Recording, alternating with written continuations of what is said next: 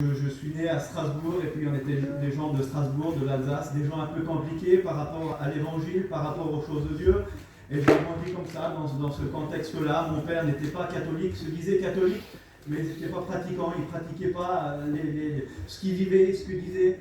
Et on a grandi comme ça. Et puis à l'âge de 16 ans, on a passé un problème dans notre famille, on a passé un drame. Un drame, j'ai mon frère qui s'est converti à l'évangile, il avait 19 ans. Il s'est baptisé en cachette, mon père ne le savait pas.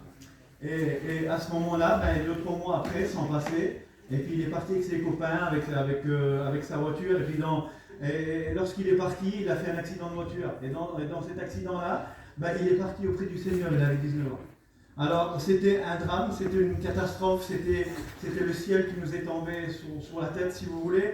Et moi, j'avais 16 ans, et je voulais savoir ce que c'était les choses de Dieu, parce que je ne savais pas ce que c'était un serviteur, je ne savais pas ce que c'était l'évangile, je ne savais pas ce que c'était la parole de Dieu, je n'avais pas cette occasion que vous avez, vous les jeunes, ce soir, et je me suis approché des réunions pour voir réellement ce que c'était, et j'ai compris que Dieu était vivant.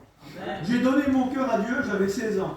J'avais mon père qui était là, il venait pas encore aux réunions à ce moment-là, et j'ai prié le Seigneur, je priais le Seigneur dans mon cœur.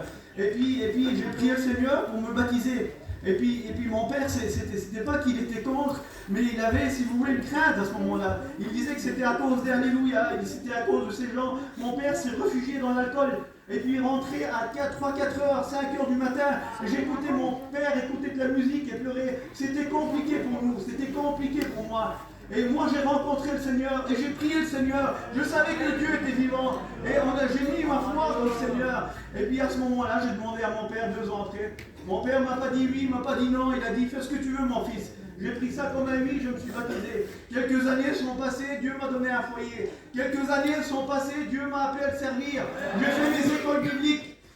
Quand on a passé cette épreuve, des copains, des amis passaient vers moi pour essayer de faire changer les pensées. Alors j'allais, je revenais, c'était toujours pareil. Mais un jour, j'ai rencontré le vrai ami.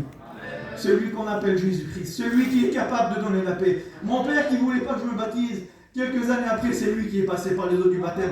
Maintenant, c'est le diacre de Strasbourg, il est ici, dans la régionale. Il sert le Seigneur de tout son cœur. Le problème est toujours là, mais nous avons cette espérance.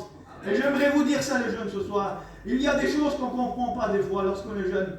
Il y a des choses qu'on n'arrive pas à comprendre. Mais j'aimerais juste vous dire ces choses. Faites confiance en Dieu, même si vous ne comprenez pas. Amen. Gloire à Dieu, on va écouter...